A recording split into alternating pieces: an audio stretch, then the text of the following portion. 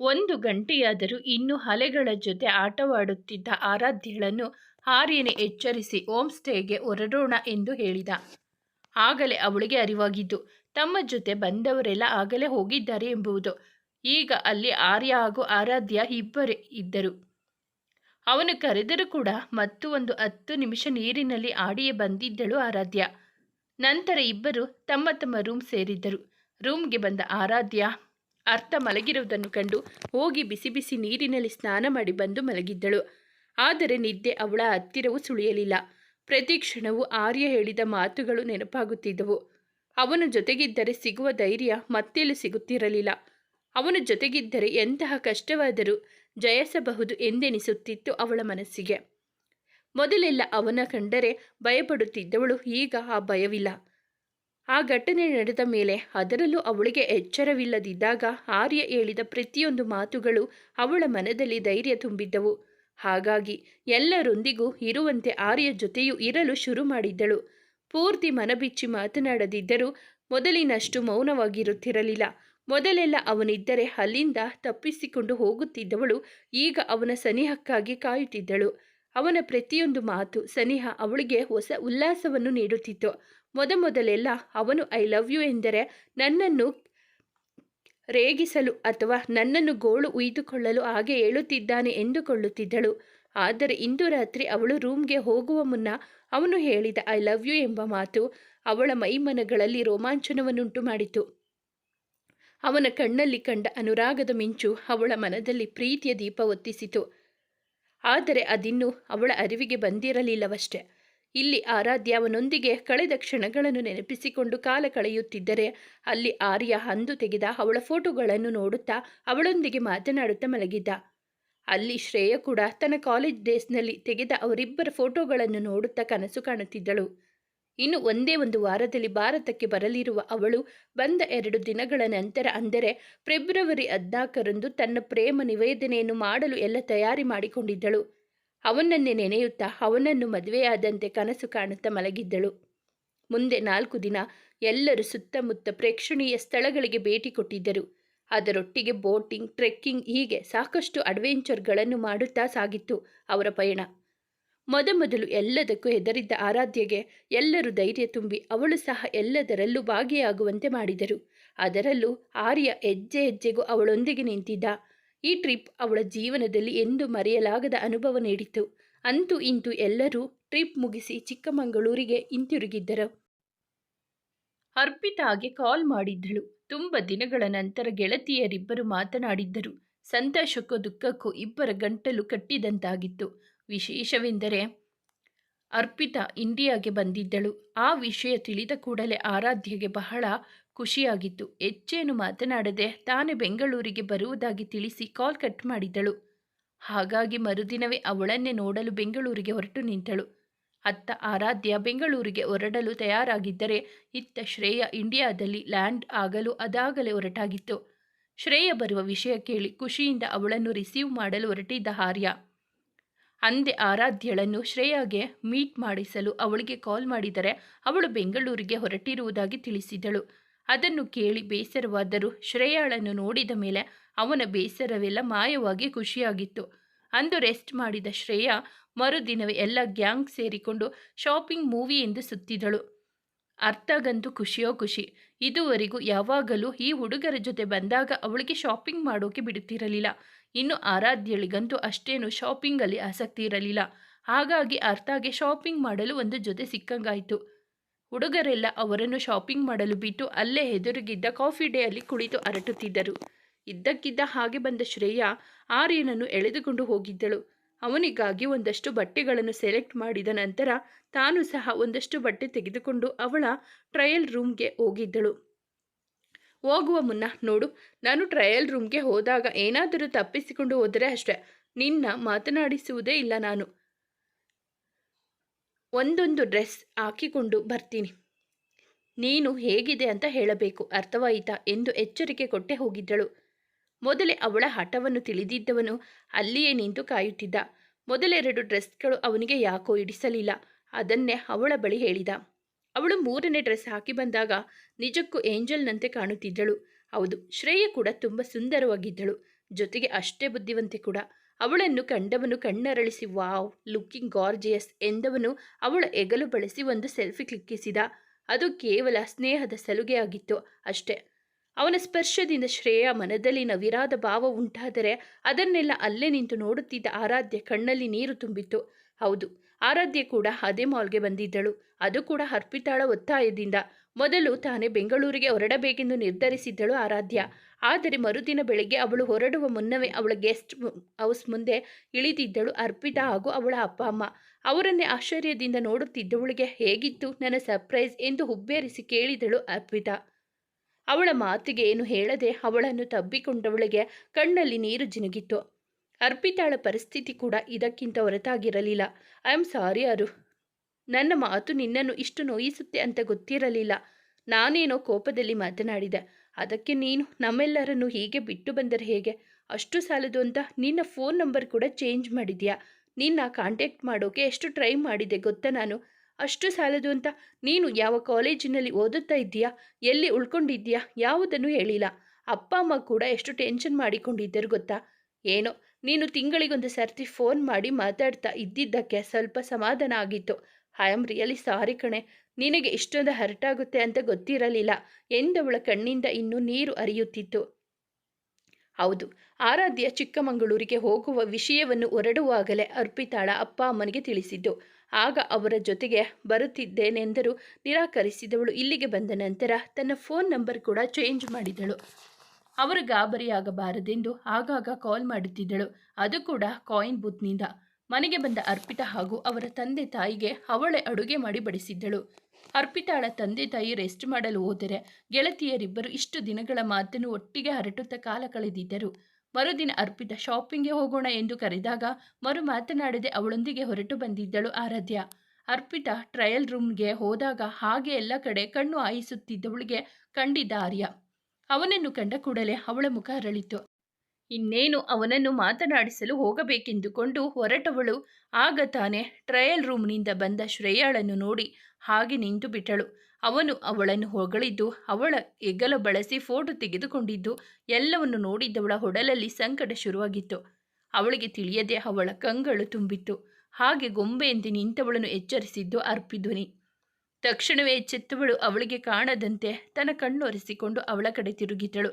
ಆದರೆ ಅದಾಗಲೇ ಅವಳು ಕಣ್ಣು ಒರೆಸಿಕೊಂಡಿದ್ದನ್ನು ಅರ್ಪಿ ನೋಡಿಬಿಟ್ಟಿದ್ದಳು. ಏ ಹಾರು, ಏನಾಯ್ತು? ಯಾಕೆ ಅಳ್ತಾ ಇದ್ಯಾ? ನನ್ನಿಂದ ಏನಾದರೂ ಬೇಸರವಾಯ್ತಾ ಎಂದು ಆತಂಕದಲ್ಲಿಯೇ ಪ್ರಶ್ನಿಸಿದಳು. ಅವಳ ಮಾತಿಗೆ ಹಾಗೇನೂ ಇಲ್ಲ ಅರ್ಪಿ, ಕಣ್ಣಿಗೆ ಏನೋ ಬಿತ್ತು ಅಷ್ಟೆ. ಅದು ಅಲ್ಲದೆ ಯಾಕೋ ಆಗಿನಿಂದ ಸಿಕ್ಕಾಬಟ್ಟೆ ತಲೆನೋಯ್ತಿದೆ. ನನಗೆ ಇಲ್ಲಿ ಇರೋಕ್ಕಾಗ್ತಿಲ್ಲ ಕಣೆ, ಪ್ಲೀಸ್ ಮನೆಗೆ ಹೋಗೋಣ ಎಂದವಳಿಗೆ ಒಪ್ಪಿಗೆ ಕೊಟ್ಟಿದ್ದಳು ಅರ್ಪಿ. ನೀನು ಬರುವವರೆಗೂ ನಾನು ಪಾರ್ಕಿಂಗ್ ಪ್ಲೇಸ್ನಲ್ಲಿ ಇರ್ತೀನಿ ಎಂದ ಆರಾಧ್ಯ ಅಲ್ಲಿಂದ ಹೊರಟಿದ್ದಳು. ಅವಳು ಹೋಗುವುದನ್ನು ನೋಡುತ್ತಾ ನಿಂತಿದ್ದ ಅರ್ಪಿ ಸಮಥಿಂಗ್ ಇಸ್ ರಾಂಗ್, ಒಮ್ಮೆ ಅವಳೊಂದಿಗೆ ಕುಳಿತು ಮಾತನಾಡಬೇಕು ಎಂದುಕೊಂಡವಳು ತಾನು ತೆಗೆದುಕೊಂಡಿದ್ದ ಡ್ರೆಸ್ಗಳನ್ನೆಲ್ಲ ಬಿಲ್ ಮಾಡಿಸಿ ಹೋದಳು. ಬಹುಶಃ ಆರ್ಯ ಏನಾದರೂ ಆರಾಧ್ಯಳನ್ನು ನೋಡಿದ್ದರೆ ಶ್ರೇಯಾ ಹಾಗೂ ಆರಾಧ್ಯಳನ್ನು ಒಬ್ಬರಿಗೊಬ್ಬರು ಪರಿಚಯಿಸುತ್ತಿದ್ದ ಅನಿಸುತ್ತೆ. ಅವನು ಅವಳನ್ನು ನೋಡುವ ಮುನ್ನವೇ ಅವಳು ಅಲ್ಲಿಂದ ಹೊರಟಾಗಿತ್ತು. ಆರಾಧ್ಯ ಮಾಲ್ಗೆ ಬಂದಿದ್ದ ವಿಷಯ ಆರ್ಯನಿಗಾಗಲಿ ಅಥವಾ ಶ್ರೇಯಾ ಆರ್ಯನ ಬೆಸ್ಟ್ ಫ್ರೆಂಡ್ ಎನ್ನುವ ವಿಷಯ ಆರಾಧ್ಯಳಿಗಾಗಲಿ ತಿಳಿಯಲೇ ಇಲ್ಲ. ಇತ್ತ ಮನೆಗೆ ಬಂದ ಆರಾಧ್ಯ ತಲೆನೋವಿನ ನೆಪ ಹೇಳಿ ರೂಮ್ ಸೇರಿದವಳು ಮತ್ತೆ ಹೊರ ಬಂದಿದ್ದೆ ರಾತ್ರಿ ಊಟಕ್ಕೆ. ಅದು ಕೂಡ ಅರ್ಪಿಯ ಒತ್ತಾಯದ ಮೇಲೆ. ಅವಳ ಒತ್ತಾಯಕ್ಕೆ ಕೊಂಚ ತಿಂದವಳು ಮತ್ತೆ ರೂಮ್ ಸೇರುವ ಮುನ್ನವೇ ಅವಳನ್ನು ವಾಕಿಂಗ್ ನೆಪ ಹೇಳಿರು ಹೊರಗೆ ಕರೆದುಕೊಂಡು ಹೋಗಿದ್ದಳು ಅರ್ಪಿತಾ. ಮೊದಲು ಅರ್ಪಿತಾ ಏನು ಕೇಳಿದರೂ ಬಾಯಿ ಬಿಡದ ಆರಾಧ್ಯ ಕೊನೆಗೆ ಅರ್ಪಿತಾ ಆಣೆ ಹಾಕಿದ್ದಕ್ಕೆ ಅವಳು ಕಾಲೇಜಿಗೆ ಸೇರಿದ ಆಗಿನಿಂದ ನಡೆದ ಎಲ್ಲ ವಿಷಯಗಳನ್ನು ಹೇಳಿದವಳು. ಈಗ ಹೇಳು ಅರ್ಪಿ, ನಾನೇನು ಮಾಡಲಿ? ನನಗೆ ಯಾಕೆ ಆ ರೀತಿ ಫೀಲ್ ಆಗ್ತಿದೆ ಅಂತಲೇ ಅರ್ಥವಾಗುತ್ತಿಲ್ಲ. ಅವರಿಂದ ದೂರ ಇರಬೇಕು ಅಂದುಕೊಳ್ಳುತ್ತೇನೆ, ಆದರೆ ಅವರು ಕಾಣದೆ ಹೋದರೆ ಆತಂಕ ಶುರುವಾಗುತ್ತೆ. ಅವರು ಬೇರೆ ಹುಡುಗಿಯರ ಜೊತೆ ಕ್ಲೋಸ್ ಆಗಿ ಮೂವ್ ಮಾಡಿದರೆ ಒಂಥರ ಸಂಕಟ ಆಗುತ್ತೆ. ಏನೇನೋ ಕಳೆದುಕೊಂಡ ಅನುಭವವಾಗುತ್ತೆ. ಅವರಿಂದ ದೂರ ಇರೋಕೆ ಬಹಳ ಪ್ರಯತ್ನಪಟ್ಟೆ, ಆದರೆ ನನ್ನಿಂದ ಆಗುತ್ತಿಲ್ಲ. ನನಗೆ ಯಾಕೆ ಹೀಗಾಗುತ್ತಿದೆ ಅಂತಲೇ ಅರ್ಥವಾಗುತ್ತಿಲ್ಲ ಎಂದವಳು ಚಟಪಟಿಕೆ ಹೇಳತೀರದು. ಅದನ್ನೆಲ್ಲ ಕೇಳಿ ಅರ್ಪಿತ ಮುಖದಲ್ಲಿ ನಸುನಗು ಮೂಡಿತು. ಅದನ್ನು ಕಂಡು ಮುನಿಸಿಕೊಂಡ ಆರಾಧ್ಯ, ನಾನು ನನ್ನ ಕಷ್ಟ ಹೇಳಿಕೊಂಡರೆ ನಿನಗೆ ನಗು ಬರುತ್ತಾ ಎಂದು ಮುಖ ಊದಿಸಿ ಕುಳಿತು ಬಿಟ್ಟಳು. ಅರ್ಪಿತಾ ತನ್ನ ಕಿವಿ ಹಿಡಿದು, ಸಾರಿ ಕಣೆ, ನಿನಗೆ ಹರ್ಟ್ ಮಾಡಬೇಕು ಅಂತ ನನಗೆ ನಗಲಿಲ್ಲ. ಆದರೆ ನಿನ್ನ ಮುಗ್ಧತೆ ನೋಡಿ ನಗು ಬಂತು ಅಷ್ಟೆ. ಅವರು ಯಾವುದೋ ಹುಡುಗಿ ಜೊತೆ ಸೆಲ್ಫಿ ತಗೊಂಡ್ರೆ ನಿನಗೆ ಯಾಕೆ ಅಷ್ಟು ಸಂಕಟವಾಗುತ್ತೆ ಅಂತ ಗೊತ್ತಾ ನಿನಗೆ ಎಂದಿದ್ದಳು. ಅದಕ್ಕೆ ಆರಾಧ್ಯ ಗೊತ್ತಿಲ್ಲವೆಂಬಂತೆ ತಲೆ ಆಡಿಸಿದ್ದಳು. ಅವಳ ಮೇಲೆ ತಲೆ ಮೊಟಕಿದ ಅರ್ಪಿ, ಬುದ್ಧು ಕಣೆ ನೀನು, ಇದನ್ನು ಪ್ರೀತಿ ಅನ್ನೋದು ಅಷ್ಟು ಅರ್ಥವಾಗಲಿಲ್ಲವ ನಿನಗೆ ಎಂದು ಹೇಳುತ್ತಿದ್ದರೆ ಅವಳ ಮಾತಿಗೆ ತನ್ನ ಕಣ್ಣನ್ನು ಮೊಟ್ಟೆಗಾತ್ರ ಮಾಡಿದ ಆರಾಧ್ಯ, ಏನೇನೋ ಹೇಳಬೇಡ ಅರ್ಪಿ, ಹಾಗೆಲ್ಲ ಏನೂ ಇಲ್ಲ, ಅವರು ನನ್ನ ಫ್ರೆಂಡ್ ಅಷ್ಟೇ, ಅಷ್ಟಕ್ಕೂ ಮೀರಿ ಮತ್ತೇನೂ ಇಲ್ಲ. ಹೌದಾ? ಹಾಗಾದರೆ ಒಂದು ಕೆಲಸ ಮಾಡು, ಅವರನ್ನು ನೋಡದೆ ಮಾತನಾಡದೆ ಅವರು ನಿನ್ನ ಜೀವನದಲ್ಲಿ ಇಲ್ಲ ಎಂಬುದನ್ನು ನಿನ್ನ ಮನಸ್ಸಿನಲ್ಲಿ ಅಂದುಕೊಂಡು ಒಂದೇ ಒಂದು ದಿನ ಇದ್ದು ನೋಡು, ನಿನಗೆ ಅರ್ಥವಾಗುತ್ತೆ. ಅರ್ಜುನ್ ಮೇಲೆ ಪ್ರೀತಿ ಶುರುವಾದಾಗ ನನಗೂ ಹೀಗೆ ಆಗಿತ್ತು. ಅದು ಪ್ರೀತಿ ಅಂತ ತಿಳಿದ ಮೇಲೆ ಭಯ ಶುರುವಾಯಿತು. ಅಚ್ಚು ನನ್ನ ಒಪ್ಪಿಕೊಳ್ಳುತ್ತಾನೋ ಇಲ್ವೋ ಅಂತ. ಆದರೆ ನಾನು ಹೇಳೋಕ್ಕೂ ಮುಂಚೆನೇ ಅಚ್ಚು ನನಗೆ ಪ್ರಪೋಸ್ ಮಾಡಿಬಿಟ್ಟ. ಅವತ್ತಂತೂ ಈ ಪ್ರಪಂಚವೇ ನನ್ನ ಕೈಗೆ ಸಿಕ್ಕಷ್ಟು ಖುಷಿಯಾಗಿತ್ತು ಗೊತ್ತಾ ಎಂದು ಅರ್ಪಿ ಅವರಿಬ್ಬರ ಪ್ರೀತಿಯ ಬಗ್ಗೆ ಹೇಳುತ್ತಿದ್ದರೆ ಆರಾಧ್ಯಗೆ ಅದರ ಕಡೆ ಗಮನವೇ ಇರಲಿಲ್ಲ. ಅವಳ ಮನಸ್ಸೆಲ್ಲ ಆರ್ಯನ ಸುತ್ತವೇ ಸುತ್ತುತ್ತಿತ್ತು. ವಾಕಿಂಗ್ ಮುಗಿಸಿ ಬಂದವಳು ಮಲಗುವ ಮುನ್ನ ತನ್ನ ಫೋನ್ ತೆಗೆದು ನೋಡಿದರೆ 10 ಮಿಸ್ ಕಾಲ್ ಇತ್ತು. ಎಲ್ಲವೂ ಆರ್ಯನದೇ. ಅದನ್ನು ಕಂಡು ಮನ ಹಕ್ಕಿಯಂತೆ ಹಾರಿತು. ಅವನ ನಂಬರ್ ಡಯಲ್ ಮಾಡಲು ಹೋದವಳು ಅರ್ಪಿ ಹೇಳಿದ ಮಾತು ನೆನಪಾಗಿ ಸುಮ್ಮನಾದಳು. ಆದರೆ ಮನದ ಚಡಪಡಿಕೆ ಮಾತ್ರ ನಿಲ್ಲಲಿಲ್ಲ. ಫೋನ್ ಪಕ್ಕಕ್ಕಿಟ್ಟವಳು ಸುಮ್ಮನೆ ಕಣ್ಮುಚ್ಚಿ ಕುಳಿತು. ಆರ್ಯ ತನ್ನ ಜೀವನದಲ್ಲೇ ಇಲ್ಲ ಎಂದು ಒಮ್ಮೆ ಅಂದುಕೊಂಡಿದ್ದಳಷ್ಟೆ. ಒಮ್ಮೆಲೆ ಜೀವ ಹೋದಂತಹ ಅನುಭವವಾಗಿತ್ತು. ತಕ್ಷಣವೇ ಕಣ್ಣು ಬಿಟ್ಟವಳು, ಇಲ್ಲ, ಆರ್ಯನ ಬಿಟ್ಟು ಇರೋಕೆ ನನಗಾಗಲ್ಲ. ಎಂತಹ ಸಂದರ್ಭ ಬಂದರೂ ನಾನು ಅವರನ್ನು ಕಳೆದುಕೊಳ್ಳಲ್ಲ ಎಂದು ಮನದಲ್ಲಿ ದೃಢ ನಿರ್ಧಾರ ಮಾಡಿದಳು. ಮರುಕ್ಷಣವೇ ಅವನ ನಂಬರ್ಗೆ ಡಯಲ್ ಮಾಡಿದಳು. ಅವಳ ಫೋನ್ಗೆ ಕಾದಿದ್ದವನಂತೆ ಒಂದೇ ರಿಂಗ್ಗೆ ಕಾಲ್ ರಿಸೀವ್ ಮಾಡಿದ. ಇವಳು ಮಾತನಾಡುವ ಮುನ್ನವೇ, ಹಲೋ ಹಾರು, ಎಲ್ಲಿ ಹೋಗಿಬಿಟ್ಟಿದೆ? ಅದೆಷ್ಟು ಬಾರಿ ಕಾಲ್ ಮಾಡಿದೆ ಗೊತ್ತಾ ನಿನಗೆ? ಅದು ಸರಿ, ಈಗ ಎಲ್ಲಿದ್ದೀಯಾ? ಇನ್ನು ಬೆಂಗಳೂರಿನಲ್ಲೇ ಇದ್ದೀಯಾ ಅಥವಾ ಚಿಕ್ಕಮಗಳೂರಿಗೆ ಬಂದೆಯಾ ಎಂದು ಒಂದೇ ಸಮನೆ ಪ್ರಶ್ನೆ ಕೇಳಿದ್ದ. ಅವನ ಧ್ವನಿಯಲ್ಲಿದ್ದ ಚಡಪಟಿಕೆ ಕಂಡು ಒಂದು ರೀತಿ ಖುಷಿಯಾಗಿತ್ತು ಆರಾಧ್ಯಗೆ. ಅರೆ ಸರ್, ಒಂದೇ ಬಾರಿ ಇಷ್ಟೊಂದು ಪ್ರಶ್ನೆ ಕೇಳಿದರೆ ಹೇಗೆ? ನನಗೂ ಸ್ವಲ್ಪ ಮಾತನಾಡೋಕೆ ಬಿಡಿ ಎಂದು ನಕ್ಕವಳು ಮತ್ತೆ ಮಾತು ಮುಂದುವರಿಸುತ್ತಾ, ಆ್ಯಕ್ಚುಲಿ ನಾನು ನನ್ನ ಸ್ನೇಹಿತೆಯನ್ನು ಭೇಟಿ ಮಾಡಲು ಬೆಂಗಳೂರಿಗೆ ಹೋಗಬೇಕಿತ್ತು. ಆದರೆ ಅವಳೇ ಇಲ್ಲಿಗೆ ಬಂದಿದ್ದರಿಂದ ನಾನು ಬೆಂಗಳೂರಿಗೆ ಹೋಗಲಿಲ್ಲ ಎಂದಿದ್ದಳು. ಅವಳ ಮಾತು ಕೇಳಿ ಖುಷಿಯಾದರೂ ಹುಸಿ ಮುನಿಸು ತೋರುತ್ತಾ, ಹಾಗಾದರೆ ನನ್ನ ನೆನಪು ಕೂಡ ಇಲ್ಲ ಅಲ್ವ ನಿಂಗೆ? ಇಲ್ಲೇ ಉಳಿದುಕೊಂಡಿದ್ದರೆ ನನಗೆ ಕಾಲ್ ಮಾಡೋಕೆ ಏನಾಗಿತ್ತು? ಕಡೆ ಪಕ್ಷ ನಿನ್ನ ಫ್ರೆಂಡ್ ಆದರೂ ನಮಗೆ ಮೀಟ್ ಮಾಡಿಸಬಹುದಿತ್ತು ತಾನೆ ಎಂದಾಗಲೇ ಆರಾಧ್ಯನಿಗೂ ಒಳೆದಿದ್ದು. ಅರ್ಪಿತಾಳನ್ನು ತನ್ನ ಸ್ನೇಹಿತರಿಗೆ ಪರಿಚಯಿಸಬೇಕಿತ್ತೆಂದು. ಸಾರಿ ಸರ್, ಅವಳು ಬಂದ ಖುಷಿಯಲ್ಲಿ ಎಲ್ಲ ಮರೆತೇ ಹೋಯಿತು ಎಂದು ಅವಲೊತ್ತುಕೊಂಡವಳಿಗೆ, ಇಟ್ಸ್ ಓಕೆ, ನಾಳೆ ಅವರನ್ನು ನಮಗೆಲ್ಲ ಭೇಟಿ ಮಾಡಿಸು. ಹಾಗೆ ನಾನು ಕೂಡ ನಿನಗೊಬ್ಬರು ಇಂಪಾರ್ಟೆಂಟ್ ವ್ಯಕ್ತಿಯನ್ನು ಭೇಟಿ ಮಾಡಿಸಬೇಕಿದೆ. ನಾನು ಲೊಕೇಶನ್ ಕಳುಹಿಸುತ್ತೇನೆ, ನಾಳೆ 10 ಗಂಟೆಗೆ ಅಲ್ಲೇ ಭೇಟಿಯಾಗೋಣ ಎಂದಿದ್ದ. ಅವಳು, ಓಕೆ ಸರ್, ನಿಮ್ಮಿಷ್ಟ, ನೀವು ಹೇಳಿದಂತೆ ಆಗಲಿ ಎಂದವಳ ಮಾತು ಕೇಳಿ ಕೋಪಗೊಂಡವನು, ನೋಡು, ಇದು ಕಾಲೇಜಲ್ಲ, ನೀನು ನನ್ನ ಸ್ಟೂಡೆಂಟ್ ಅಲ್ಲ, ಮಾತು ಮಾತಿಗೂ ಸರ್ ಸರ್ ಅಂತ ಕರೆಯೋಕೆ.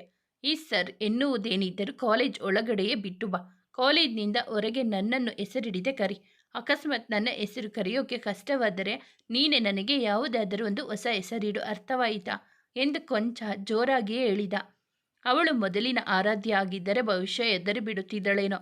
ಆದರೆ ಈಗ ಅವನೆದುರು ಬಂಡ ಧೈರ್ಯ ಬಂದು ಬಿಟ್ಟಿದೆ. ಅವನು ಒಂದೊಂದು ಮಾತುಗಳು ಅವಳಿಗೆ ಮುದ ನೀಡಿತ್ತು.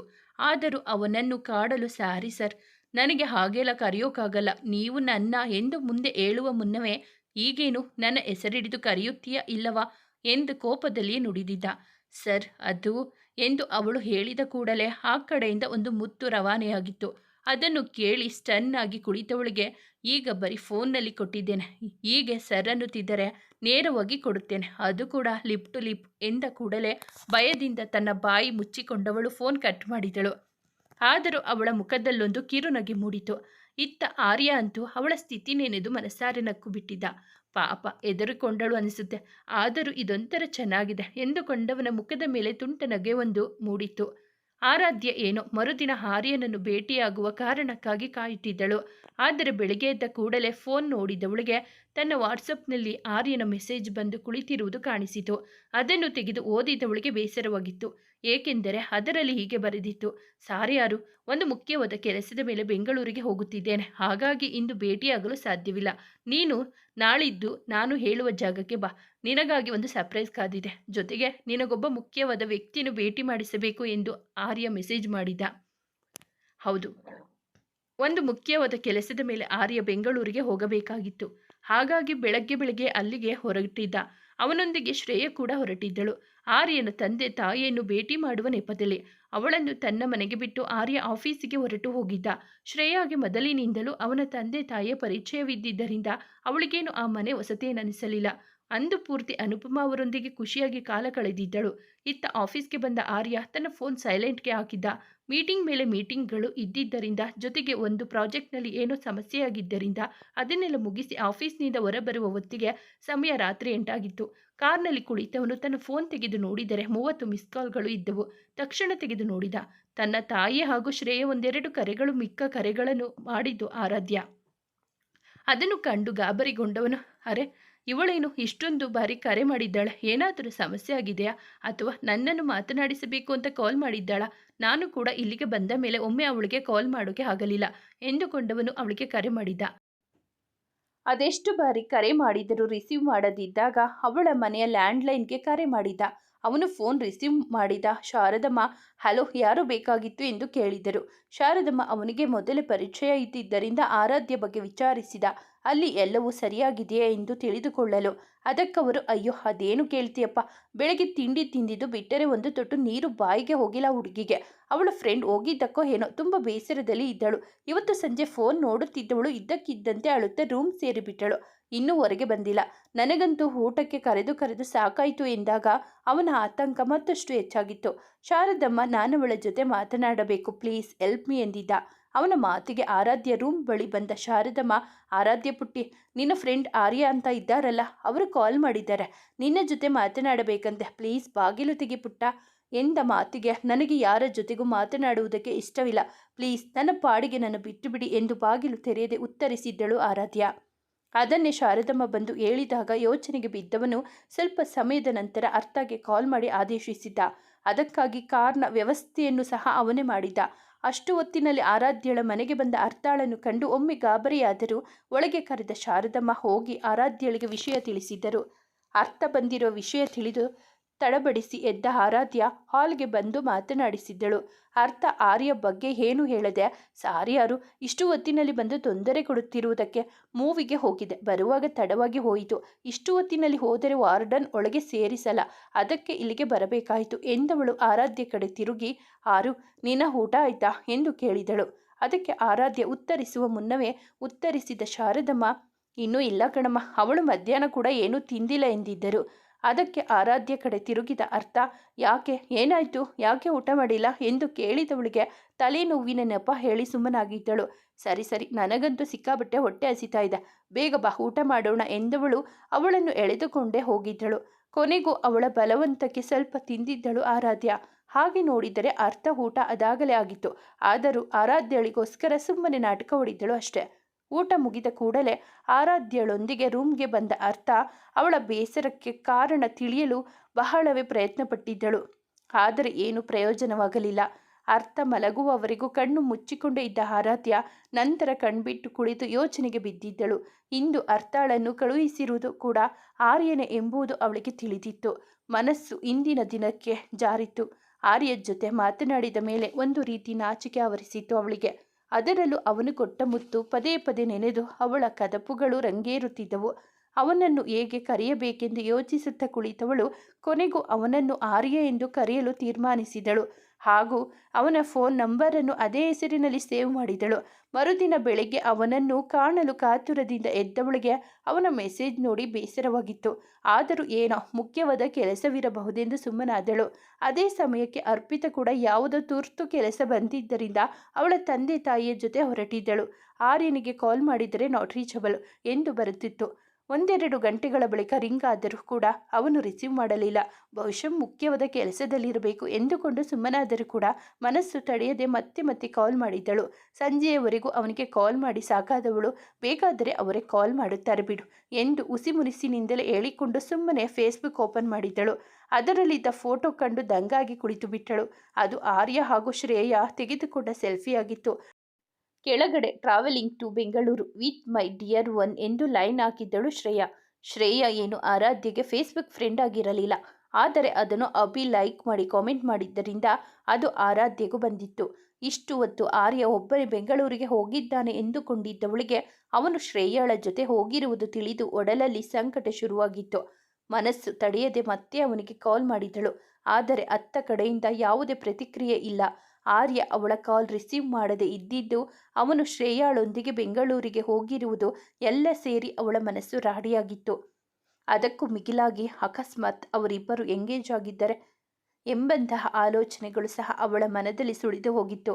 ಇಲ್ಲ, ನನ್ನ ಆರ್ಯ ಖಂಡಿತ ಹಾಗೆ ಮಾಡಿರಲ್ಲ.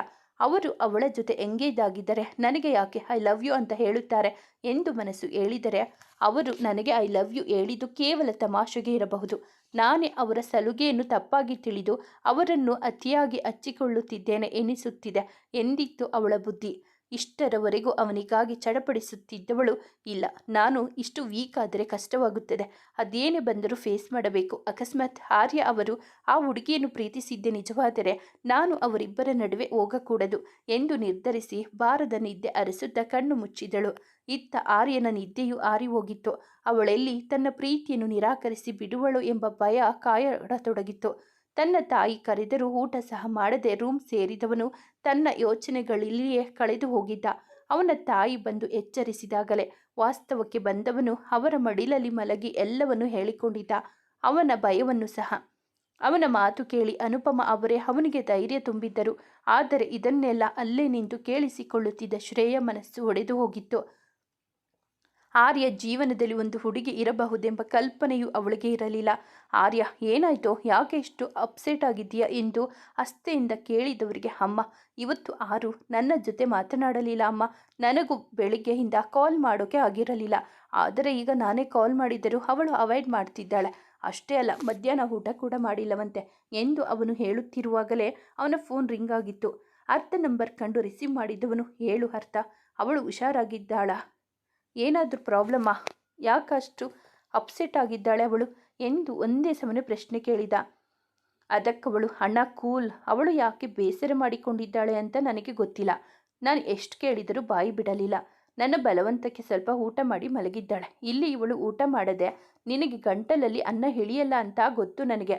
ಅದಕ್ಕೆ ನಿನಗೆ ಕಾಲ್ ಮಾಡಿದ್ದು ನಾನು. ಮೊದಲು ಹೋಗಿ ಊಟ ಮಾಡು, ಮಿಕ್ಕಿದ್ದು ನಾಳೆ ಮಾತನಾಡೋಣ ಎಂದವಳು ಗುಡ್ ನೈಟ್ ಹೇಳಿ ಕಾಲ್ ಕಟ್ ಮಾಡಿದಳು. ಅವರಿಬ್ಬರ ಸಂಭಾಷಣೆ ಅನುಪಮ ಅವರ ಕಿವಿಗೂ ತಲುಪಿತ್ತು. ಅವನು ಕಾಲ್ ಕಟ್ ಮಾಡುತ್ತಿದ್ದ ಹಾಗೆ ಸರಿ ಸರಿ ನಡಿ ಊಟ ಮಾಡೋಣ ಎಂದಿದ್ದರು. ಆದರೆ ಅವನು ಮಾತ್ರ ತನ್ನ ತಾಯಿ ಮಡಿಲು ಬಿಟ್ಟು ಎದ್ದಿರಲಿಲ್ಲ. ಅಮ್ಮ, ನಾಡಿದ್ದು ನಾನು ಆರುಗೆ ಪ್ರಪೋಸ್ ಮಾಡಬೇಕು ಅಂತ ಅಂದುಕೊಂಡಿದ್ದೇನೆ. ಯಾಕೋ ಭಯವಾಗ್ತಿದೆ ಅಮ್ಮ. ಅವಳು ನನ್ನನ್ನು ಒಪ್ಪಿಕೊಳ್ಳುತ್ತಾಳ ಅಲ್ಲವಾ? ಅಕಸ್ಮಾತ್ ಅವಳು ನನ್ನನ್ನು ರಿಜೆಕ್ಟ್ ಮಾಡಿದರೆ ಏನು ಮಾಡಲಿ? ಅವಳನ್ನು ಬಿಟ್ಟು ಬದುಕೋಕೆ ನನ್ನಿಂದ ಆಗಲ್ಲ ಅಮ್ಮ. ಅದೇಗೆ ಅವಳನ್ನು ಇಷ್ಟು ಹಚ್ಚಿಕೊಂಡೇನೋ ನನಗೆ ಅರ್ಥವಾಗುತ್ತಿಲ್ಲ. ಆದರೆ ಅವಳು ಇಲ್ಲದೆ ಬದುಕೆ ಇಲ್ಲ ಎನ್ನುವಷ್ಟು ಹತ್ತಿರವಾಗಿ ಬಿಟ್ಟಿದ್ದಾಳೆ ನನಗೆ. ಅವಳು ನನ್ನ ಪ್ರೀತಿಯನ್ನು ಒಪ್ಪಿಕೊಳ್ಳದೇ ಇದ್ದರೆ ಅಂತ ತುಂಬ ಭಯವಾಗ್ತಿದೆ ಅಮ್ಮ ಎಂದವನ ಕಣ್ಣಿಂದ ಜಾರಿದ ನೀರು ಅನುಪಮ ಅವರ ಮಡಿಲು ಸೇರಿ ಅವರ ಒಡಲಲ್ಲೂ ಸಂಕಟ ಹುಟ್ಟಿಸಿತ್ತು. ಕೊನೆಗೆ ಅವರೇ ಅವನಿಗೆ ಸಮಾಧಾನ ಮಾಡಿದ್ದರು. ಈ ರೀತಿ ನೆಗೆಟಿವ್ ಆಗಿ ಯೋಚಿಸುವುದನ್ನು ಮೊದಲು ಬಿಡು. ಅವಳು ಖಂಡಿತ ನಿನ್ನನ್ನು ಒಪ್ಪಿಕೊಳ್ಳುತ್ತಾಳೆ.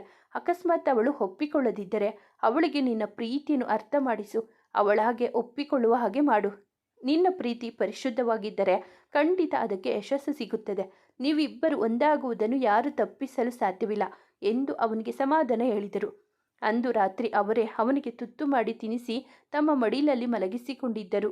ಇತ್ತ ಆರಾಧ್ಯ ಮಾತ್ರ ಆರ್ಯ ಹಾಗೂ ಶ್ರೇಯ ಬಗ್ಗೆ ತಪ್ಪು ತಿಳಿದುಕೊಂಡು ಆದಷ್ಟು ಅವನಿಂದ ದೂರ ಇರಬೇಕೆಂದು ತೀರ್ಮಾನಿಸಿದಳು. ಆದರೆ ಅದು ಎಷ್ಟರ ಮಟ್ಟಿಗೆ ಜಾರಿಗೆ ಬರುವುದೆಂದು ಅವಳಿಗೂ ತಿಳಿದಿರಲಿಲ್ಲ. ಅವರಿಬ್ಬರ ಜೊತೆಗಿರುವ ಫೋಟೋ ನೋಡುತ್ತಲೇ ಮಲಗಿದವಳು ಫೋನ್ ಕೂಡ ಆಫ್ ಮಾಡಿರಲಿಲ್ಲ. ಮಧ್ಯರಾತ್ರಿ ಎಚ್ಚರಗೊಂಡ ಅರ್ಥ ನೀರು ಕುಡಿಯಲು ಎದ್ದವಳು ಅಲ್ಲೇ ಪಕ್ಕದ ಟೀಪಾಯಿ ಮೇಲಿದ್ದ ನೀರು ಕುಡಿದು ಇನ್ನೇನು ಮಲಗಬೇಕೆನ್ನುವಷ್ಟರಲ್ಲಿ ಆರಾಧ್ಯಳ ಫೋನ್ ಆನ್ ಇರುವುದು ಕಣ್ಣಿಗೆ ಬಿದ್ದಿತ್ತು. ಈ ಹುಡುಗಿ ಒಬ್ಬಳು ಫೋನ್ ಕೂಡ ಆಫ್ ಮಾಡದೆ ಮಲಗಿಬಿಟ್ಟಿದ್ದಾಳೆ ಎಂದುಕೊಂಡು ಅವಳ ಕೈಯಿಂದ ಫೋನ್ ತೆಗೆದುಕೊಂಡವಳು ಆಫ್ ಮಾಡಬೇಕೆನ್ನುವಷ್ಟರಲ್ಲಿ ಅದರಲ್ಲಿದ್ದ ಆರ್ಯ ಹಾಗೂ ಶ್ರೇಯ ಫೋಟೋ ಕಣ್ಣಿಗೆ ಬಿದ್ದಿತ್ತು. ಆಗಲೇ ಅರ್ಥವಾಗಿದ್ದು ಅವಳ ಬೇಸರಕ್ಕೆ ಕಾರಣವೇನೆಂದು. ತಕ್ಷಣವೇ ಆ ಫೋಟೋವನ್ನು ಆರ್ಯನಿಗೆ ಕಳುಹಿಸಿ ಅವಳ ಬೇಸರಕ್ಕೆ ಕಾರಣವೇನೆಂದು ತಿಳಿಸಿದಳು. ಅತ್ತ ಆರ್ಯ ಹಾಗೂ ಅನುಪಮ ಅವರ ಮಾತುಗಳನ್ನು ಕೇಳಿಸಿಕೊಂಡ ಶ್ರೇಯಾ ಮನಸ್ಸು ಒಡೆದು ಹೋಗಿತ್ತು. ಇಷ್ಟು ವರ್ಷ ಜೋಪಾನವಾಗಿ ಕಾಪಾಡಿಕೊಂಡು ಬಂದ ಪ್ರೀತಿ ಬೇರೆಯವರ ಪಾಲಾಗುವುದನ್ನು ಕಂಡು ಸಂಕಟವಾಗಿತ್ತು. ಜೀವನದಲ್ಲಿ ಇದೇ ಮೊದಲ ಬಾರಿಗೆ ಅವಳ ಕಣ್ಣಿಂದ ನೀರು ಜಾರಿತು. ಮೊದಲ ಬಾರಿ ಜೀವನದಲ್ಲಿ ಸೋತವಳಂತೆ ಬಿಕ್ಕಿ ಬಿಕ್ಕಿ ಹತ್ತು ಬಿಟ್ಟಿದ್ದಳು. ಎಷ್ಟು ಸಮಯದವರೆಗೂ ಅತ್ತವಳು ಹಾಗೆ ನಿದ್ದೆಗೆ ಜಾರಿದಳು. ಮತ್ತೆ ಅವಳಿಗೆ ಎಚ್ಚರವಾದಾಗ ಬೆಳಗಿನ ಜಾವ 5 ಗಂಟೆ ಆಗಿತ್ತು.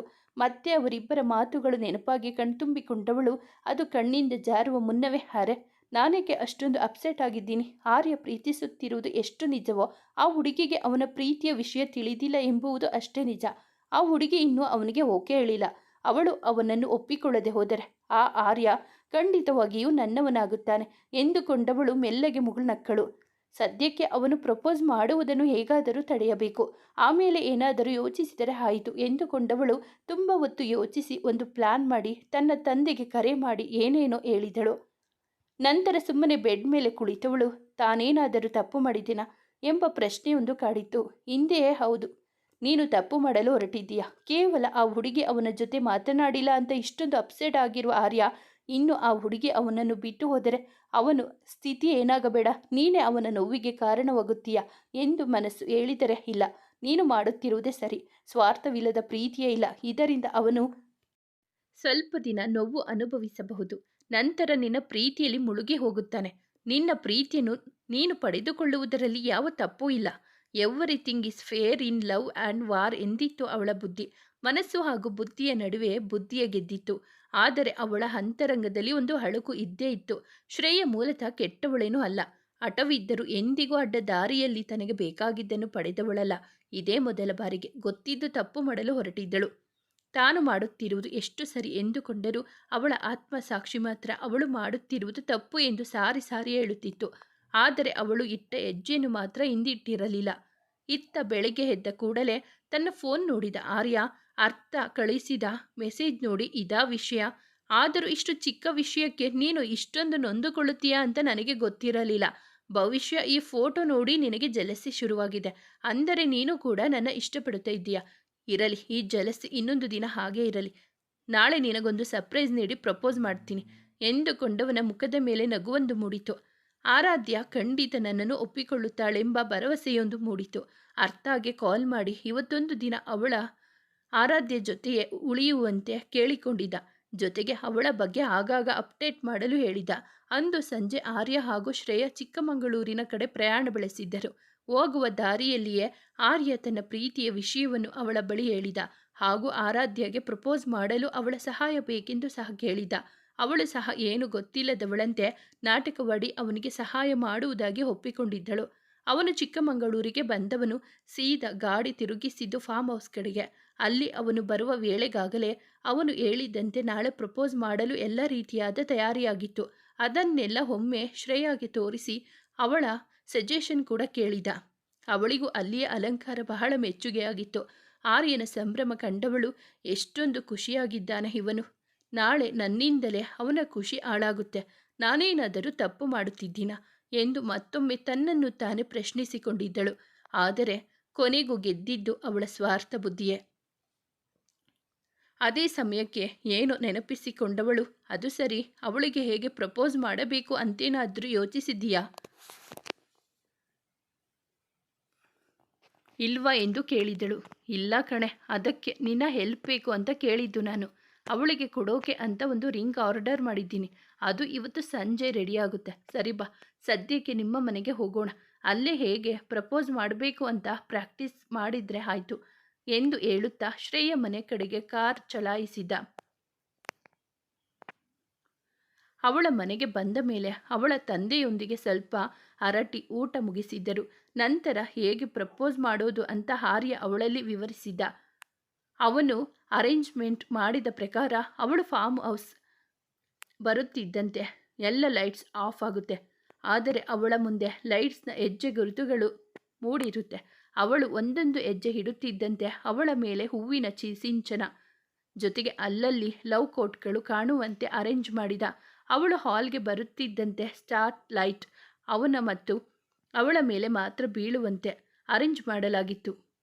ಬೆನ್ನು ತಿರುಗಿಸಿ ನಿಂತಿದ್ದ ಆರ್ಯ ಅವಳ ಕಡೆ ತಿರುಗಿ ಅವಳ ಬಳಿ ಬರುತ್ತಾ, ನಿನ್ನ ನೋಡಿದ ಮೊದಲ ದಿನವೇ ಕಳೆದು ಹೋದೆ ನಾನು. ಅಂದೆ ನಿರ್ಧರಿಸಿದ್ದೆ, ನೀನೇ ನನ್ನ ಸಂಗಾತಿ ಅಂತ. ಈ ಜೀವನ ಪೂರ್ತಿ ನಿನ್ನ ಜೊತೆಯಲ್ಲಿ ಹೆಜ್ಜೆ ಹಾಕ್ತೀನಿ. ನನ್ನ ಜೊತೆಗಿದ್ದು ನನ್ನ ಖುಷಿಯನ್ನು ಹಂಚಿಕೊಳ್ತೀಯಾ? Will you be my soulmate ಎನ್ನುತ್ತಾ ಅವಳ ಮುಂದೆ ಒಂಟಿ ಕಾಲಲ್ಲಿ ಕುಳಿತು ರಿಂಗ್ ಹಿಡಿಯುತ್ತಾನೆ. ಇದು ಅವನ ಪ್ಲಾನ್ ಆಗಿತ್ತು. ಹೇಳುತ್ತಾ ಅದರಲ್ಲೇ ಕಳೆದು ಹೋಗಿದ್ದ. ಅವನು ಪ್ಲಾನ್ ಮಾಡಿದ್ದು ನಿಜ, ಆದರೆ ಅದನ್ನು ಒಮ್ಮೆಯೂ ಪ್ರಾಕ್ಟೀಸ್ ಮಾಡಿರಲಿಲ್ಲ. ಅವನು ಅದನ್ನು ವರ್ಣಿಸುವಾಗ ಆರಾಧ್ಯಳ ಜಾಗದಲ್ಲಿ ತನ್ನನ್ನು ತಾನು ಕಲ್ಪಿಸಿಕೊಂಡವಳು ನಂತರ ವಾಸ್ತವ ಅರ್ಥವಾಗಿ ಅದರಿಂದ ಹೊರಬಂದಿದ್ದಳು. ಹೊಟ್ಟೆಯಲ್ಲಿ ಬೆಂಕಿ ಹಾಕಿದ ಅನುಭವವಾಗಿತ್ತು ಅವಳಿಗೆ. ಅವನು ಇನ್ನೂ ಅದೇ ಲೋಕದಲ್ಲಿ ವಿವರಿಸುತ್ತಿರುವುದನ್ನು ಕಂಡವಳು, ಹಲೋ ಆರ್ಯ, ಎಲ್ಲಿ ಕಳೆದು ಹೋಗಿದ್ದೀಯಾ? ಮೊದಲು ವಾಸ್ತವಕ್ಕೆ ಬಾ ಎಂದಾಗಲೇ ಅವನಿಗೆ ಎಚ್ಚರವಾಗಿದ್ದು. ತನ್ನ ವರ್ತನೆಗೆ ನಾಚಿಕೊಂಡವನು ತನ್ನ ತಲೆ ಕೂದಲನ್ನು ಹಿಂದಕ್ಕೆ ಸವರುತ್ತಾ, ಸಾರಿ ಕಣೆ, ಸ್ವಲ್ಪ ಡೀಪಾಗಿ ಇನ್ವಾಲ್ವ್ ಆದೆ ಅನಿಸುತ್ತೆ ಎಂದಿದ್ದ. ಹೌದೌದು, ಸ್ವಲ್ಪ ಅಲ್ಲ, ಜಾಸ್ತಿನೇ ಇನ್ವಾಲ್ವ್ ಆಗಿದ್ದೆ ಅಂತ ಗೊತ್ತಾಯ್ತು ಬಿಡು ಎಂದಿದ್ದಳು. ಅದು ಛೇಡಿಸುವಿಕೆಯೋ ಅಥವಾ ವ್ಯಂಗ್ಯದ ಮಾತೋ ಯೋಚಿಸದೆ ಹೋಗಲಿ ಬಿಡು. ಈಗ ಪ್ರಪೋಸ್ನ ಪ್ರಾಕ್ಟೀಸ್ ಮಾಡೋಣ. ನೀನು ಆರಾಧ್ಯ ಥರ ಆ್ಯಕ್ಟ್ ಮಾಡು, ನಾನು ಪ್ರಪೋಸ್ ಮಾಡ್ತೀನಿ. ಆಮೇಲೆ ಏನಾದರೂ ತಪ್ಪಾದರೆ ಅಥವಾ ಏನಾದರೂ ಬದಲಾವಣೆ ಬೇಕಿದ್ದರೆ ನನಗೆ ಹೇಳು, ಓಕೆನಾ ಎಂದಿದ್ದ. ಅವಳು ಕೂಡ ಅದಕ್ಕಾಗಿಯೇ ಕಾಯುತ್ತಿದ್ದಳು. ಆಯಿತು, ಆದರೆ ಇಲ್ಲೇ ಬೇಡ, ನಮ್ಮ ರೂಮ್ನಲ್ಲಿ ಮಾಡೋಣ. ಅಪ್ಪ ನೋಡಿದರೆ ತಪ್ಪು ತಿಳ್ಕೊಬಹುದು ಎಂದು ತನ್ನ ರೂಮ್ಗೆ ಕರೆದುಕೊಂಡು ಹೋಗಿದ್ದಳು. ಅದಕ್ಕೂ ಒಂದು ಕಾರಣವಿತ್ತು. ಅವಳ ರೂಮ್ನಲ್ಲಿ ಮೊದಲೇ ಕ್ಯಾಮರಾ ಫಿಕ್ಸ್ ಮಾಡಿದ್ದಳು ಶ್ರೇಯಾ. ಅದರಲ್ಲಿ ಅವನು ಪ್ರಪೋಸ್ ಮಾಡಿದ್ದೆಲ್ಲವೂ ರೆಕಾರ್ಡ್ ಆಗಿತ್ತು. ಇದನ್ನು ಇಟ್ಟುಕೊಂಡು ಆರಾಧ್ಯಳನ್ನು ಅವನಿಂದ ದೂರ ಮಾಡುವ ಯೋಚನೆಯಿತ್ತು. ಒಂದು ಅರ್ಧ ಗಂಟೆಯ ನಂತರ ಯಾವುದ ಕಾಲ್ ಬಂತು ಅಂತ ಆರ್ಯ ಹೊರಟು ಬಿಟ್ಟ. ಅವನು ಹೋದ ಕೂಡಲೇ ಫೋನ್ ತೆಗೆದುಕೊಂಡು ವಿಡಿಯೋ ನೋಡಿದವಳಿಗೆ ಬೇಸರವಾಗಿತ್ತು. ಅದನ್ನು ನೋಡಿದರೆ ಯಾರು ಬೇಕಾದರೂ ಹೇಳಬಹುದು ಅದು ಪ್ರಾಕ್ಟೀಸ್ ಮಾಡುತ್ತಿರುವುದೆಂದು. ಜೊತೆಗೆ ಡೆಕೋರೇಷನ್ ಇಲ್ಲದ ಸಾಮಾನ್ಯ ರೂಮ್ ಹಾಗೂ ಅವರಿಬ್ಬರ ಸಾಮಾನ್ಯ ಉಡುಗೆಗಳೇ ಹೇಳುತ್ತಿದ್ದವು ಅದು ನಿಜವಾದ ಪ್ರಪೋಸ್ ಅಲ್ಲ ಎಂಬುದನ್ನು. ಛೆ, ಏನು ಮಾಡೋದು ಎಂದು ಯೋಚನೆಗೆ ಬಿದ್ದವಳಿಗೆ ಒಮ್ಮೆ ಆರಾಧ್ಯ ಮುಂದೆ ಆರ್ಯನನ್ನು ಕೆಟ್ಟವನನ್ನಾಗಿ ಮಾಡಿಬಿಟ್ಟರೆ ಅವಳೇ ಅವನನ್ನು ಬಿಟ್ಟು ಹೋಗುತ್ತಾಳೆ ಎಂದುಕೊಂಡರೂ ತನ್ನವನನ್ನು ಬೇರೆಯವರ ಮುಂದೆ ಹಾಗೆ ಬಿಂಬಿಸಲು ಅವಳ ಮನಸ್ಸು ಒಪ್ಪಲಿಲ್ಲ. ಆರಾಧ್ಯ ಬಗ್ಗೆಯೂ ಹಾಗೆ ಯೋಚಿಸಿದಳಾದರೂ ಕೊನೆಗೆ ಬೇಡ, ಒಮ್ಮೆ ಅವಳ ಹೆಸರಿಗೆ ಕಳಂಕ ಹತ್ತಿದರೆ ಅವಳ ಜೀವನವೇ ಹಾಳಾಗುತ್ತದೆ ಎಂದುಕೊಂಡು ಸುಮ್ಮನಾದಳು. ಕೊನೆಗೆ ಸದ್ಯಕ್ಕೆ ನಾಳೆ ಅವನು ಪ್ರಪೋಸ್ ಮಾಡದಂತೆ ತಡೆದರೆ ಸಾಕು. ಅವನು ಮತ್ತೆ ಪ್ರಪೋಸ್ ಮಾಡುವವರೆಗೂ ತನಗೆ ಸಮಯ ಸಿಗುತ್ತದೆ, ಆಗ ಏನಾದರೂ ಮಾಡಿದರಾಯಿತು ಎಂದುಕೊಂಡಳು. ಈಗಲೂ ಅವಳ ಮನಸ್ಸಾಕ್ಷಿ ಅವಳು ಮಾಡುತ್ತಿರುವುದು ತಪ್ಪು ಎಂದೇ ಹೇಳುತ್ತಿತ್ತು. ಕೊನೆಗೂ ಆರ್ಯ ಕಾಯುತ್ತಿದ್ದ ಕ್ಷಣ ಬಂದೇ ಬಿಟ್ಟಿತು. ಎಷ್ಟು ಬೇಡವೆಂದರೂ ಆರ್ಯ ಶ್ರೇಯಾಳನ್ನು ಸಹ ಅವನೊಂದಿಗೆ ಕರೆದುಕೊಂಡು ಬಂದಿದ್ದ. ಆರಾಧ್ಯ ಬರಲು ಇನ್ನೂ 10 ನಿಮಿಷಗಳ ಸಮಯವಿತ್ತು. ಅವನಿಗಿಂತ ಮೊದಲೇ ಒಳ ಬಂದಿದ್ದ ಶ್ರೇಯಾ ತನ್ನ ಫೋನ್ನಲ್ಲಿ ವಿಡಿಯೋ ರೆಕಾರ್ಡ್ ಆನ್ ಮಾಡಿ ಹಾಲ್ನಲ್ಲಿ ನಡೆಯುವುದೆಲ್ಲ ಸರಿಯಾಗಿ ಕಾಣುವಂತೆ ಫೋನ್ ಒಂದು ಕಡೆ ಆನ್ ಮಾಡಿ ಇಟ್ಟಿದ್ದಳು. ಅವನು ಒಳಗೆ ಬರುತ್ತಿದ್ದಂತೆ, ಆರ್ಯ ಇನ್ನು ಆರಾಧ್ಯ ಬರೋಕೆ ಸಮಯವಿದೆ ಅಲ್ಲವಾ, ಅಷ್ಟರೊಳಗೆ ಒಂದೇ ಒಂದು ಬಾರಿ ಪ್ರಾಕ್ಟೀಸ್ ಮಾಡಿಬಿಡು. ಹೇಗಿದ್ದರೂ ಇವತ್ತು ರಿಂಗ್ ಕೂಡ ಇದೆ, ನಿನ್ನ ಬಳಿ ಪ್ರಪೋಸ್ ಮಾಡಿ ರಿಂಗ್ ಹಾಕುವುದನ್ನು ಪ್ರಾಕ್ಟೀಸ್ ಮಾಡಿದ ಹಾಗಾಗುತ್ತೆ ಎಂದಿದ್ದಳು. ಸ್ವಲ್ಪ ಸಮಯದ ಏನೇನೋ ಯೋಚಿಸಿದವನು, ಆದರೆ ಈ ರಿಂಗ್ ನಿನ್ನ ಕೈಗೆ ಹಾಕೋಕೆ ಸಾಧ್ಯವಿಲ್ಲ, ಇದು ಆರಾಧ್ಯಗೆ ಮಾತ್ರ ಎಂದಿದ್ದ. ಅದನ್ನು ಕೇಳಿದವಳು ಅವನ ಕೈಲಿದ್ದ ರಿಂಗ್ ಬಾಕ್ಸ್ ತೆಗೆದುಕೊಂಡು ಅದರಲ್ಲಿ ಇದ್ದ ರಿಂಗನ್ನು ಅವನ ಕೈಗಿಟ್ಟು ತನ್ನ ಕೈ ಬೆರಳಲ್ಲಿದ್ದ ರಿಂಗ್ ತೆಗೆದು ಆ ಬಾಕ್ಸ್ನಲ್ಲಿ ಇಟ್ಟಳು. ತಗೋ, ಈಗ ಪ್ರಪೋಸ್ ಮಾಡು ಎಂದವಳಿಗೆ. ಈಗ ಇದೆಲ್ಲ ಬೇಕಾ ಶ್ರೇಯಾ? ಇನ್ನು ಸ್ವಲ್ಪ ಹೊತ್ತಿಗೆ ಅವಳೇ ಬರುತ್ತಾಳೆ, ಅವಳಿಗೆ ಪ್ರಪೋಸ್ ಮಾಡಿದರಾಯಿತು ಎಂದಿದ್ದ ಆರ್ಯ. ಅದಕ್ಕವಳು, ಈಗ ನಾನು ಹೇಳಿದಷ್ಟು ಮಾಡು, ಏಕೆಂದರೆ ನೀನು ಆರಾಧ್ಯಗೆ ಪ್ರಪೋಸ್ ಮಾಡುವಾಗ ನಾನಿರಲ್ಲ. ಅದಕ್ಕೆ ನೀನು ಹೇಗೆ ಪ್ರಪೋಸ್ ಮಾಡ್ತೀಯ ಅಂತ ನೋಡೋ ಆಸೆ ನನಗೆ. ಆರಾಧ್ಯ ಬರುತ್ತಿದ್ದ ಹಾಗೆ ನಾನು ಹೊರಟು ಬಿಡ್ತೀನಿ. ಅಪ್ಪ ಯಾಕೋ ಬೆಳಗ್ಗೆಯಿಂದ ತುಂಬ ಸುಸ್ತು ಅಂತಿದ್ರು. ನಾನು ಬೇಗ ಮನೆಗೆ ಹೋಗಬೇಕು ಎಂದು ಹೇಳಿದಾಗ ಅವಳು ಇರುವುದಿಲ್ಲ ಎನ್ನುವ ಕಾರಣ ಬೇಸರ ತಂದರೂ ಅವಳ ತಂದೆ ನೆನಪಿಸಿಕೊಂಡು ಸುಮ್ಮನಾಗಿದ್ದ. ಆರಾಧ್ಯಗೆ ಪ್ರಪೋಸ್ ಮಾಡಿದ ನಂತರ ಅವಳನ್ನು ಶ್ರೇಯಾನ ಪರಿಚಯಿಸುವ ಯೋಚನೆ ಇತ್ತು ಅವನಿಗೆ. ಅದಕ್ಕಾಗಿ ಅವಳನ್ನು ಇಲ್ಲಿಗೆ ಕರೆದುಕೊಂಡು ಬಂದಿದ್ದ. ಅವಳು ಹೇಳಿದ್ದಂತೆ ಅವನು ಸಹ ಪ್ರಪೋಸ್ ಮಾಡಿದ. ಅವನು ಅವಳ ಕೈಗೆ ರಿಂಗ್ ತೊಡಿಸುವಾಗಲೆಂತೂ ಅವನು ತನ್ನನ್ನೇ ಒಪ್ಪಿಕೊಂಡು ಬಿಟ್ಟನೇನೋ ಇನ್ನೂ ಅಷ್ಟು ಖುಷಿಯಾಗಿತ್ತು ಶ್ರೇಯಾಗೆ. ತಕ್ಷಣವೇ ಅವನನ್ನು ಬಿಗಿದಪ್ಪಿ ಥ್ಯಾಂಕ್ ಯು ಸೋ ಮಚ್ ಆರ್ಯ ಎಂದು ಬಿಟ್ಟಿದ್ದಳು. ಅವಳ ಈ ನಡೆ ನಿಜಕ್ಕೂ ಆರ್ಯ ಮನಸ್ಸಲ್ಲಿ ಸಾವಿರಾರು ಪ್ರಶ್ನೆಗಳು ಮೂಡುವಂತೆ ಮಾಡಿದವು. ತಕ್ಷಣವೇ ಎಚ್ಚೆತ್ತ ಶ್ರೇಯಾ ಅವನಿಂದ ದೂರ ಸರಿದು ಐ ಆಮ್ ಸಾರಿ ಆರ್ಯ, ಅದು ಕ್ಯಾರೆಕ್ಟರ್ನಲ್ಲಿ ಸ್ವಲ್ಪ ಜಾಸ್ತಿನೇ ಇನ್ವಾಲ್ವ್ ಆದೆ ಅನಿಸುತ್ತೆ ಎಂದು ಹೇಳುತ್ತಿರುವಾಗಲೇ ಆರ್ಯನ ಫೋನ್ ರಿಂಗ್ ಆಗಿತ್ತು. ಅವನ ಫೋನ್ನಲ್ಲಿ ಮಾತನಾಡಲು ಅತ್ತ ಹೋಗುತ್ತಿದ್ದಂತೆ ಶ್ರೇಯಾ ಹೋಗಿ ಅವನಿಗೆ ತಿಳಿಯದಂತೆ ತನ್ನ ಫೋನ್ ತೆಗೆದುಕೊಂಡಿದ್ದಳು. ಅವಳ ಪ್ಲ್ಯಾನ್ನಂತೆ ಅವನು ಶ್ರೇಯಾಗೆ ಪ್ರಪೋಸ್ ಮಾಡಿ ರಿಂಗ್ ಹಾಕಿದ್ದು ಅದರಲ್ಲಿ ರೆಕಾರ್ಡ್ ಆಗಿತ್ತು. ಅವಳು ಅದನ್ನು ಪೂರ್ತಿ ನೋಡುವ ಮುನ್ನವೇ ಅಲ್ಲಿಗೆ ಆರ್ಯ ಬರುವುದನ್ನು ಕಂಡು ಅವಳ ಫೋನ್ ಆಫ್ ಮಾಡಿದ್ದಳು. ಅಲ್ಲಿಗೆ ಬಂದ ಆರ್ಯ ಅವಳಿಗೆ ಏನು ಹೇಳದೆ ಅವಳ ಕೈ ಹಿಡಿದು ಬಾ ನನ್ನ ಜೊತೆ ಎಂದು ಕರೆದುಕೊಂಡು ಹೋದವನು ತನ್ನ ಬೈಕ್ ಏರಿ ಅವಳಿಗೆ ಕುಳಿತುಕೊಳ್ಳಲು ಹೇಳಿದ. ಅವನು ಎಲ್ಲಿಗೆ ಹೊರಟಿರುವನೆಂದು ತಿಳಿದಿದ್ದರೂ ಕೂಡ ಇದೇನು ಆರ್ಯ, ಈಗ ಎಲ್ಲಿಗೆ ಹೊರಟೆ ಎಂದು ಕೇಳಿದಳು. ಅದಕ್ಕವನು ಹೋಗ್ತಾ ದಾರಿಯಲ್ಲಿ ಹೇಳ್ತೀನಿ, ಬೇಗ ಗಾಡಿ ಹತ್ತು ಎಂದು ಅವಸರಿಸಿದ. ಬೈಕ್ನಲ್ಲಿ ಕೂತವಳು ಐ ಆಮ್ ಸಾರಿ ಆರ್ಯ, ನಿನಗೆ ಸುಳ್ಳು ಹೇಳಿ ಮೋಸ ಮಾಡ್ತಾ ಇದ್ದೀನಿ. ಇದೆಲ್ಲ ನಿನಗೋಸ್ಕರನೇ, ನೀನು ಇಲ್ಲದೆ ನನ್ನ ಬದುಕಿಗೆ ಅರ್ಥವೇ ಇಲ್ಲ ಎಂದುಕೊಂಡಿದ್ದಳು. ಅವರ ಬೈಕ್ ಗೇಟ್ ದಾಟಿ ಆಚೆ ಹೋಗುವುದಕ್ಕೂ ಆರಾಧ್ಯ ಆ ಫಾರ್ಮ್ ಹೌಸ್ ಬಳಿ ಬರುವುದಕ್ಕೂ ಸರಿ ಹೋಗಿತ್ತು. ಆರ್ಯ ಅವಳನ್ನು ನೋಡದಿದ್ದರೂ ಅವಳನ್ನು ನೋಡಿದ ಶ್ರೇಯಾ ಬೇಕೆಂದೇ ಅವನನ್ನು ತಬ್ಬಿಕೊಂಡು ಕುಳಿತಳು. ಮೊದಲೇ ಟೆನ್ಷನ್ನಲ್ಲಿದ್ದ ಆರ್ಯನಿಗೆ ಅದ್ಯಾವುದರ ಕಡೆಗೂ ಗಮನವಿರಲಿಲ್ಲ. ಇತ್ತ ಅವರಿಬ್ಬರು ಹಾಗೆ ಬೈಕ್ನಲ್ಲಿ ಹೋಗಿದ್ದನ್ನು ನೋಡಿದ ಆರಾಧ್ಯ ಮನಸ್ಸು ದುಃಖದ ಮಡುವಿನಲ್ಲಿ ಬಿದ್ದಿತ್ತು. ತನ್ನನ್ನು ಬರಲು ಹೇಳಿ ಅವನು ಶ್ರೇಯಾಳೊಂದಿಗೆ ಹಾಗೆ ಹೋಗಿದ್ದು ಸಹಿಸಲಾಗಲಿಲ್ಲ ಆರಾಧ್ಯಗೆ. ಅವನಿಗೆ ಕಾಲ್ ಮಾಡಿದರೆ ನಾಟ್ ರೀಚಬಲ್ ಎಂದು ಬರುತ್ತಿತ್ತು. ಅದೇ ಸಮಯಕ್ಕೆ ಅವಳ ವಾಟ್ಸಪ್ಗೆ ಬಂದ ವಿಡಿಯೋ ಅವಳ ಮನಸ್ಸನ್ನು ಸಂಪೂರ್ಣ ಛಿದ್ರಗೊಳಿಸಿತ್ತು. ಅದರಲ್ಲಿ ಇದ್ದಿದ್ದು ಆರ್ಯ ಶ್ರೇಯಾಗೆ ಪ್ರಪೋಸ್ ಮಾಡಿದ ವಿಡಿಯೋ ಆಗಿತ್ತು. ಅದನ್ನು ಕಂಡು ಅಲ್ಲೇ ಕುಳಿತು ಬಿಕ್ಕಿ ಬಿಕ್ಕಿ ಹತ್ತಿದ್ದಳು. ಅದೇ ಸಮಯಕ್ಕೆ ಸುರಿದ ಮಳೆ ಅವಳ ದುಃಖವನ್ನು ಕೊಳ್ಳುತ್ತಿರುವಂತೆ ಭಾಸವಾಗಿತ್ತು. ಅದೆಷ್ಟು ಹೊತ್ತು ಮಳೆಯಲ್ಲಿ ನೆನೆಯುತ್ತಾ ಹತ್ತವಳು ನಂತರ ತನ್ನನ್ನು ತಾನು ಸಂಭಾಳಿಸಿಕೊಂಡು ಕ್ಯಾಬ್ ಬುಕ್ ಮಾಡಿ ಮನೆಗೆ ಹೋಗಿದ್ದಳು. ಆರ್ಯ ಇದ್ದಕ್ಕಿದ್ದಂತೆ ಶ್ರೇಯಾನ ಎಲ್ಲಿಗೆ ಕರೆದುಕೊಂಡು ಹೋದ. ಆರಾಧ್ಯ ಆ ವಿಡಿಯೋದಲ್ಲಿರುವುದನ್ನು ನಿಜವೆಂದು ನಂಬುತ್ತಾಳ? ಹಾಗೆ ನಂಬಿದರೂ ಅವನನ್ನು ದೂರ ಮಾಡಿಕೊಳ್ಳುವುದು ಅವಳಿಂದ ಸಾಧ್ಯವೇ? ಮುಂದುವರಿಯುವುದು. ಸ್ನೇಹಿತರೆ, ಈ ಕಥೆ ನಿಮಗೆ ಇಷ್ಟವಾಗಿದ್ದರೆ ದಯವಿಟ್ಟು ಒಂದು ಲೈಕ್ ಮಾಡಿ, ನಮ್ಮ ಚಾನಲನ್ನು ಸಬ್ಸ್ಕ್ರೈಬ್ ಆಗಿ, ಪಕ್ಕದಲ್ಲಿರುವ ಬೆಲ್ ಬಟನ್ ಕ್ಲಿಕ್ ಮಾಡಿ, ನಿಮ್ಮ ಫ್ರೆಂಡ್ಸ್ ಆ್ಯಂಡ್ ಫ್ಯಾಮಿಲಿಗೆ ಈ ಕಥೆಯನ್ನು ಶೇರ್ ಮಾಡಿ. ನಿಮ್ಮ ಅನಿಸಿಕೆ ಅಭಿಪ್ರಾಯವನ್ನು ಕಾಮೆಂಟಲ್ಲಿ ತಿಳಿಸಿ. ಕಥೆಯನ್ನು ಕೇಳಿದ್ದಕ್ಕಾಗಿ ಧನ್ಯವಾದಗಳು.